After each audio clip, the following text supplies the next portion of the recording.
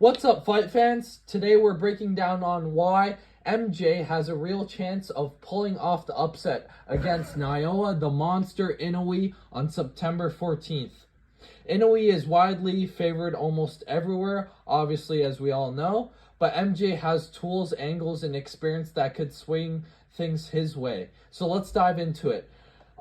This is for obviously Inoue's undisputed super bantamweight world title, all four major belts on the line. Inoue comes in undefeated at 30-0 with 27 of his wins by knockout.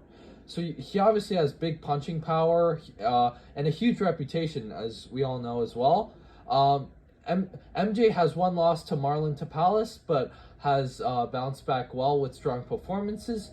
The fight takes place in Japan, so crowd, home advantage, etc. lean toward Inoue, but that also means pressure. MJ has nothing to lose. Underdog status can sharpen focus, and for the style matchup, what I think MJ can bring to the table, and reasons why I think MJ can exploit weaknesses or at least make this fight close. Okay, so he's a southpaw, with the southpaw stance and tricky angles. MJ is a southpaw, which always presents a different look, especially for orthodox fighters. If he uses his jab, counters, and lateral movement well, he can force Inoue to adjust, disrupt his rhythm. His amateur and pedigree, discipline, and ring IQ, MJ has a solid technical boxing, good discipline in his fights, and the ability to stay composed under pressure and not let that Tapales fight define him. That might allow him to avoid Inoue's biggest shots, especially in the early rounds, survive, and even win rounds by counter-punching or effective defense. And he also has a lot of power on his own and durability. MJ is obviously no slouch. His KO percentage is strong, and he has shown he can hurt people. And also, he's got a good chin. He's never been stopped. If he weathers the early storm, he could have opportunities. The experience of adversity also goes to MJ, I think. Having lost before, MJ knows what it's like in defeat. And when he lost his two belts to Tapales, that kind of experience, learning from mistakes and adapting, is valuable when facing someone as dangerous as Inoue. If he can avoid being overwhelmed early, he might impose his adjustments, and also potential for Inoue to leave openings, as Inoue obviously doesn't have the best defense. He's been dropped a few times in his last few fights. So Inoue can definitely, leave himself open and be hit. And even though Inoue is dominant, there have been moments lately where he's been, taking risks or allowed counters, especially versus southpaws. If MJ can land something clean, left hand, especially, he could swing the momentum. And I definitely think with MJ's power, if Inoue got dropped in his recent fights, MJ can certainly do the same and possibly even stop him, and definitely can drop him for sure. And conditioning and pacing, if MJ can push a high pace, sustain activity in middle rounds, he might test Inoue's gas tank, even though Inoue is in great shape. Pressure fights and volume sometimes sometimes it tells later in fights. If MJ stays disciplined, avoids being lured into war too early, it could pay off as well. And how I could see this unfolding and the game plan for MJ. So here's how I see MJ using tactics to upset the favorite. So to start cautious, use jab, keep distance, avoid being backed into ropes, use angle changes, move in and out, work the body early. Inoue has excellent power, but body shots slow him down. If MJ can get him thinking about defense low, it opens up headshots later. And counterpunching when Inoue overcommits. Inoue is brilliant at overwhelming opponents with power, but sometimes he leaps forward, and that's when MJ southpaw left and straight counters could shine. Use defense and head movement to frustrate him.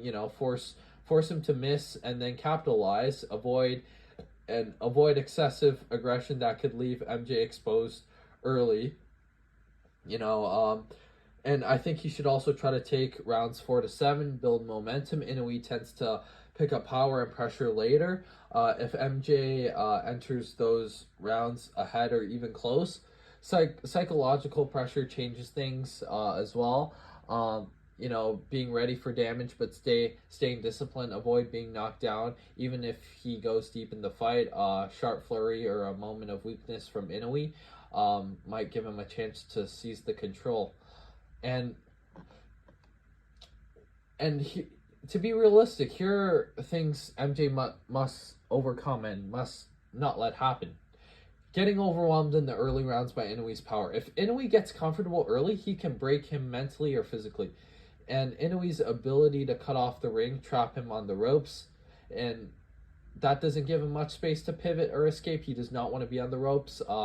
You know, Inoue's body attack are just as strong as his headshots. If MJ doesn't protect his midsection, the wear can add up. Not letting and also not letting the judges' momentum build for Inoue. Even tight rounds must be taken with clarity, especially early.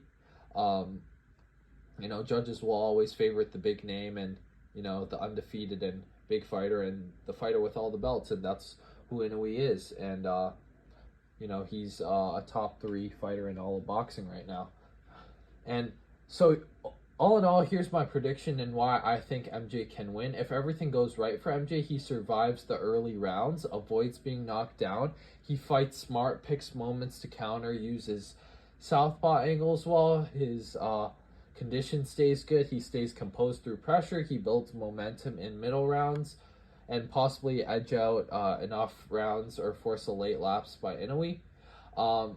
And so the prediction is, for me, my prediction is that MJ wins by decision, unanimous decision, or perhaps a late round TKO if Inoue shows signs of fatigue or starts to leave himself open. It won't be early, but if MJ executes properly, it's absolutely plausible, and he certainly does definitely have the power for it. So overall, my final thoughts on it: a lot of underdogs have won. You know, underdogs win in boxing with style, heart, and strategy matter. Inoue is extremely dangerous, as we all know, but MJ has more than enough tools to make this fight competitive. If I were betting, I'd be cautious. Inoue is still, you know, obviously favored for very good reasons. But if I believed MJ's camp did everything right, I'd give him a, you know, a decent chance. Yeah, so there it is.